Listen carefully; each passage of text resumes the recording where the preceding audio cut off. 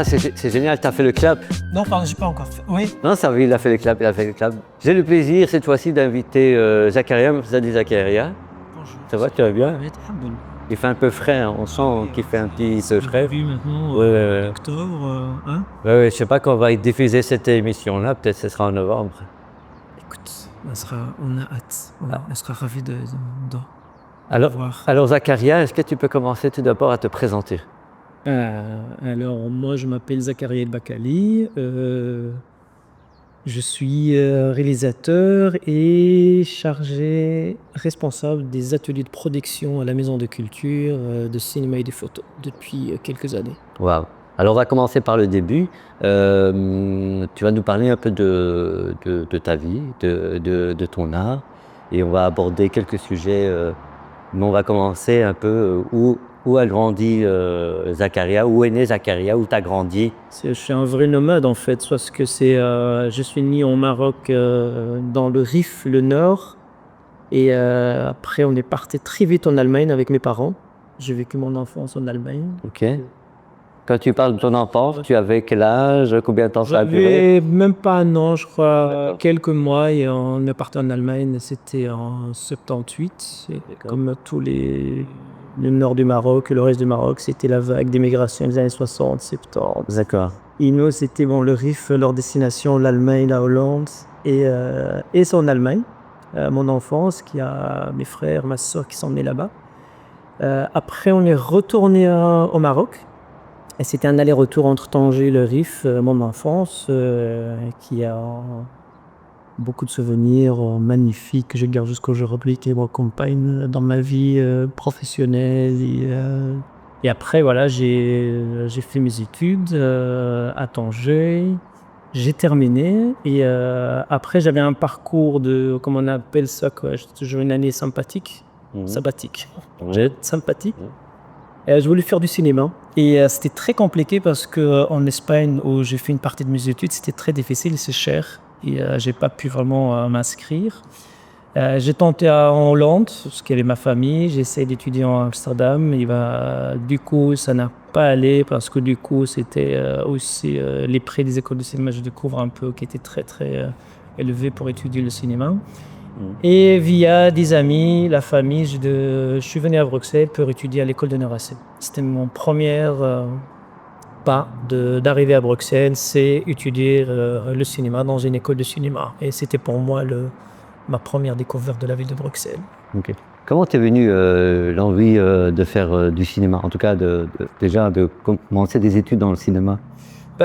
Comme tout le monde, c'est-à-dire notre enfance, c'était de voir beaucoup de films, soit à la télé ou dans les salles du cinéma. Mais à l'époque, quand j'étais petit, c'était quand même des films plus de Jackie Chan, Van Damme. Les cinémas au Maroc. Et tout ce qui est fiction des films américains. Ouais, j'ai connu ça aussi, le cinéma au Maroc pendant l'été. C'est très... c'est ambiance. Ouais, ambiance, on sort dans les quartiers, on voulait tous être de Van Damme, de Bruce Lee, de Jackie Chan. C'est magnifique, on est tous des acteurs et c'est quelque chose qui accompagne notre imaginaire, même le soir, la nuit, à l'école. Mais l'envie qui m'a vraiment, après, donné l'envie vraiment de faire du cinéma, c'était des films que j'ai découverts plus tard. C'était des films de cinéma iranien, La Nouvelle Vague. Et je me rappelle, j'avais vu un premier film qui m'a marqué, c'était un film marocain du réalisateur Fawzi Ben Said, 1000 mois. C'était un film qui m'a tellement marqué. C'est la première fois que je vois un film en cinéma d'auteur. Okay. J'avais pas compris, en fait, il y a une autre alternative de faire du cinéma, pas seulement des films de fiction, de l'action, qui sont impossibles pour nous à l'époque d'imaginer de les faire. Mais j'ai découvert cette histoire de raconter une histoire simple qui nous ressemble. Mais moi, c'était ma première découverte, plus les films iraniens, plutôt avec Samira Mahbabalaf et Abbas Kiarostami, que je retrouvais beaucoup plus mon univers, qui ressemble à mon enfance, la famille, les histoires que j'ai envie de raconter. Oui. Ok. D'accord. Bon, il y a plusieurs réalisateurs aussi, mais bon. Oui, mais ce sont les... Ouais, après, oui, c'est vrai, mais Aline Rassi, ça m'a permis aussi de découvrir la Nouvelle Vague avec Godard, Truffaut Oui. et toute la clique, plus le cinéma italien. Si je me rappelle, Fellini. Fellini, Vittorio De Sica avec Ouais. Ladri de Bicicletta, ça c'était un film Oui, bien sûr. qui marquait tellement, le voleur de la bicyclette. Je crois que j'ai passé des semaines à discuter avec les élèves, à l'époque les camarades de l'école. Ouais. C'était un film qui m'a tellement marqué que je voyais partout, à chaque fois que je vois un vélo, j'essaie de reconstruire l'histoire, de voir un peu comment on peut, à l'époque en Italie, on parlait après la Deuxième Guerre mondiale, avec l'arrivée du fascisme, dans la tristesse de la ville, on peut sortir un chef-d'œuvre. Et pour moi, c'était ça en fait, Ok. dans la force du cinéma en fait. Ok. Et donc, tu as fait ces études, cette formation à l'INRACI. J'ai pas terminé. Ok. Tu sors de là. J'ai fait 2 ans à l'INRACI et comme voilà, j'étais à Bruxelles, il fallait que je travaille, il faut que je gagne ma vie. Du coup, j'ai pas pu terminer, mais j'ai eu de la chance que de travailler direct dans le monde du visuel. C'est que j'avais fait un court-métrage, ça s'appelle Aller simple, avec l'aide des camarades de l'école de cinéma de l'INRACI. Aller simple, que je tournais ici à Stalingrad, pas loin d'ici. Ouais, on n'est pas loin. Oui. Et ce film a été projeté à Cinema Nova. Et D'accord. d'ailleurs, c'était une chouette découverte, cette cinéma de underground, magnifique. Magnifique cinéma. Oui, Ouais. j'adore Cinema Nova. Fabuleux. Vraiment. Ouais. J'ai passé beaucoup de soirées là-bas. Et mon film, premier court-métrage qui passait là-bas, je croyais, c'était 2008 ou 2009, je ne me rappelle plus. Il y avait un producteur qui travaillait beaucoup ici à Bruxelles, en hollandais, qui s'appelle Thijs. Mhm. À l'époque, il travaillait pour TV Brussels, qu'aujourd'hui, ils ont changé le nom. C'est BX1. Non, c'est Non les Flamands, TV Brussels. Ah, TV Bruxelles. Blues, Ah ouais. Blues maintenant. Bruce, oui, BRU2S, Avant, c'était Oui. à TV Brussels. Et alors, lui, il était chargé de réaliser des documentaires, de produire des documentaires D'accord. qui sont liés à la ville de Bruxelles, avec des personnages bruxellois. Il m'a proposé, pourquoi pas, de travailler avec lui, de réaliser quelques documentaires. Et c'était vraiment mes premières pas dans le monde du visuel. D'accord. J'ai réalisé quelques documentaires avec la télé. Ça m'a permis de découvrir Bruxelles parce que du coup, il fallait trouver des personnages qui racontent leur Bruxelles. Et je passe, comme on voit aujourd'hui, une journée avec eux. Et C'est pas mal ça. Oui, c'est-à-dire ce que je vois aujourd'hui l'équipe. J'ai fait pour la télé, c'était chouette. Et là, c'était une chouette découverte, une expérience de travailler avec une équipe professionnelle. Aujourd'hui avec toi, un caméraman. On est bien équipés là. On a une équipe. C'était super bien équipé. Ah ouais. Ils sont balèzes en plus. Ça. C'est des mastodons. Ouais, Après cette expérience, voilà, on a ouais, c'est les cloches. Mais c'est génial, hein, ce genre d'ambiance à Bruxelles. Hein. Ah oui. Hein. Ouais, on a choisi vraiment le lieu pour ça. Ça fait un petit temps que je voulais tourner ici, parce que l'ambiance, on est du côté de Sainte-Catherine, donc c'est vivant. Ah oui. Et aussi, c'est un quartier qu'on connaît assez bien, parce que même on traverse souvent Sainte-Catherine pour aller vers l'ouest de Bruxelles, vers Molenbeek. D'ailleurs, là où tu travailles, on y reviendra. Donc, pas loin. Ici à Sainte-Catherine, c'est le carrefour, les rencontres de toutes les cultures, les langues. Et je tournais pas mal ici avec les télés, des films documentaires. Ce qui est chouette, c'est que pendant que je dois aller chercher des personnages parce qu'il fallait faire une fois par semaine, trouver un personnage et de le filmer, c'est compliqué, c'est difficile. Et comme moi, je connaissais pas bien Bruxelles. Et alors, du coup, j'avais rencontré une chouette artiste que j'allais tourner à la Maison de Culture. Il faisait des ateliers de théâtre. J'ai filmé, c'était, je crois aussi 2010. Ouais. Premier épisode à la Maison de Culture. Je découvre le lieu magnifique. On a filmé avec l'équipe. Après, j'envoie l'épisode à l'équipe de la Maison de Culture. Du coup, ils ont adoré. Ils ont kiffé. Ils ont kiffé. Ils m'ont proposé, pourquoi pas, d'animer des ateliers de vidéo. À l'époque, il n'y avait pas encore la Maison de Culture. Il y avait pas mal des ateliers, théâtre, danse. musique, mais pas de la vidéo. Du coup, ils m'ont proposé pourquoi pas. Il y avait une demande des jeunes. J'ai commencé mes premières collaborations à monter un atelier de vidéo à l'époque. Je me rappelle, Ouais, ouais, ouais. 2010. C'était super, franchement, je découvre après, parce qu'à peine la formation de l'école et de travail, j'ai commencé à transmettre. C'est quelque chose, un exercice très difficile, hein. Et c'est comme ça a commencé cette aventure avec la Maison de Culture. J'ai intégré l'équipe jusqu'à aujourd'hui, aujourd'hui c'est une famille. Ouais. Et le projet de l'atelier vidéo, il a grandi aussi. Ça devient l'atelier ciné et photo parce D'accord. qu'on est passé de la vidéo au cinéma à de faire des films avec les jeunes. Avec les jeunes, ouais, ouais. Oui. Ouais. On fait des films et d'ailleurs on va venir. Oui, on va, ouais, absolument. Et aussi, comme j'ai parlé avec tes collègues, c'est la demande des jeunes avec la photo. Ça a commencé à vraiment apparaître, l'envie d'apprendre, de faire des photos. J'avais pas mal des jeunes qui voulaient vraiment apprendre à faire des photos. On a rajouté l'atelier photo, qui maintenant on a 2 ateliers, plus un atelier cinéma, un atelier photo avec des dizaines de jeunes qui viennent tous les mercredis, samedis et les vendredis soirs travailler et apprendre. Et j'apprends aussi avec eux. À raconter des histoires, des récits. Et après, il y a plein de projets qu'on revient en parler ça devient une vraie aventure. Ça, qui prend de l'ampleur. De l'ampleur, absolument. Même ça, au début, ça commence avec un petit projet avec les jeunes entre nous. Et je découvre à quel point ces jeunes, ils ont une force d'imagination et de création assez incroyable, quoi, qui nourrissent aussi notre soif de la culture et d'apprendre. Donc ça, je trouve, c'est un très bon exercice de cet échange avec les jeunes, que chaque semaine, ça donne la force, comme tu le sais, dans la vie, parfois on a des bas et hauts, ça monte, ça descend. Ça redonne de l'énergie. Mais avec les jeunes, j'ai l'impression que je suis toujours jeune, en fait. Ok, c'est une force, hein. C'est une force. Hein. Faut rester avec les jeunes pour se sentir jeune. Tout le temps. Voilà, c'est pour ça que je suis toujours. Ouais, non, c'est bien vu. Alors, bon, il y a les ateliers, donc vidéo, photo. Ouais. Ça fait émerger quand même une génération de cinéastes, on peut le dire aussi.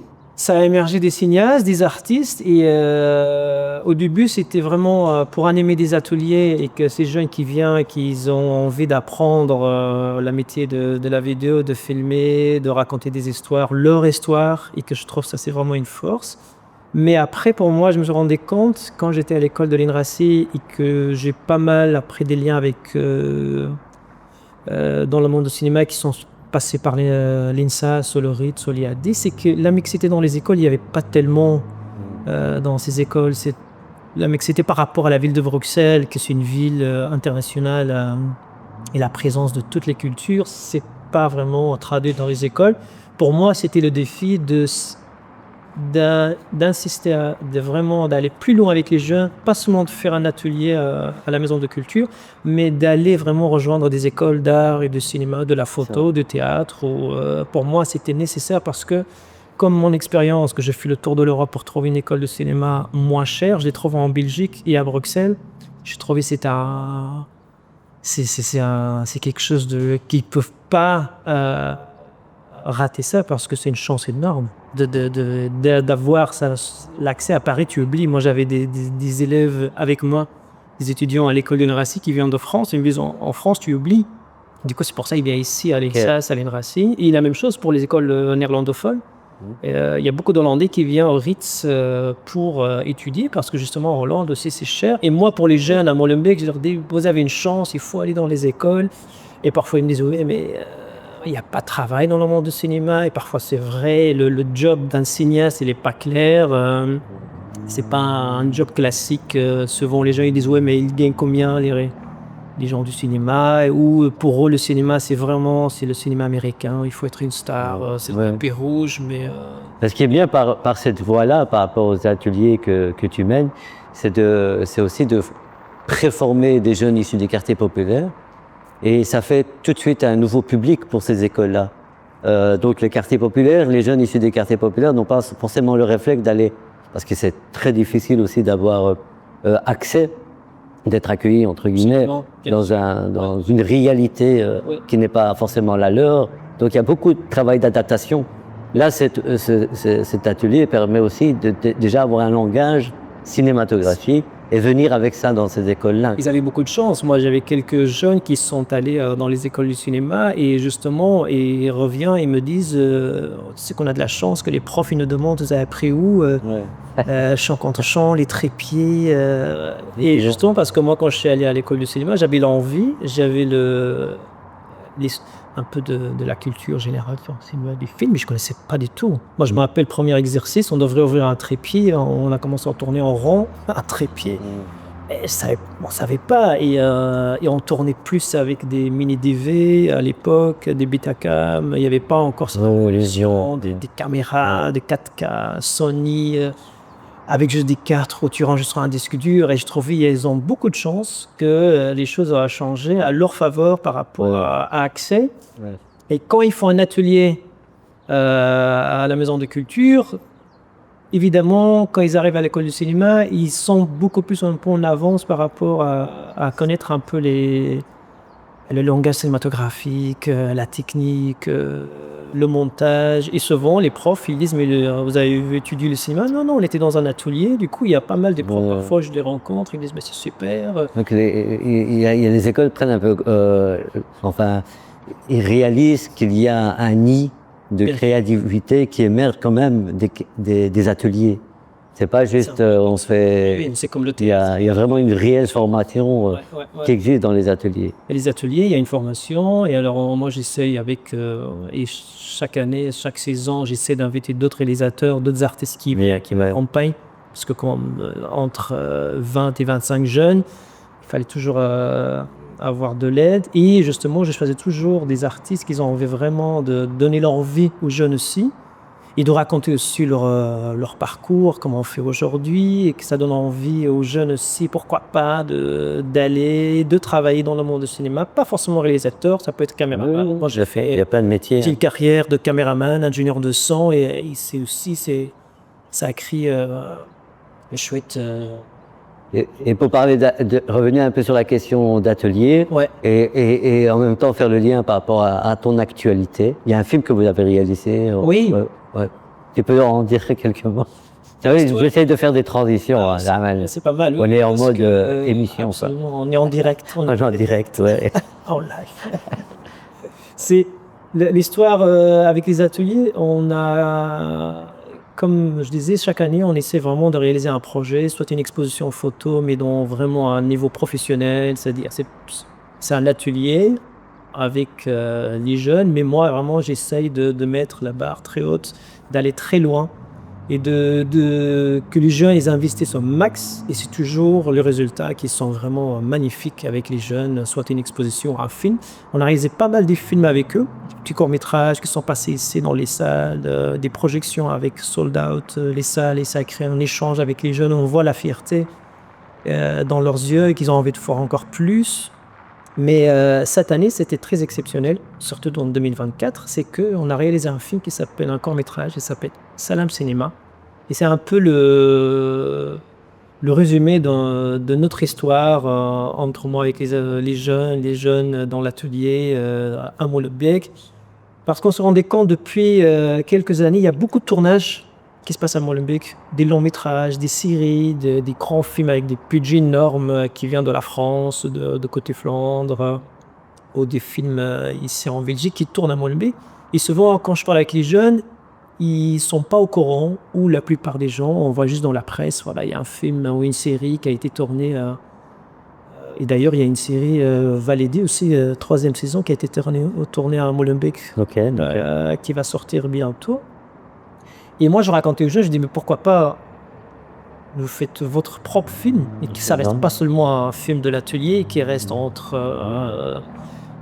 à la Maison de Culture, parfois on le projette dans les salles, mais que c'est un film qui peut traverser les frontières, d'aller rencontrer un autre public.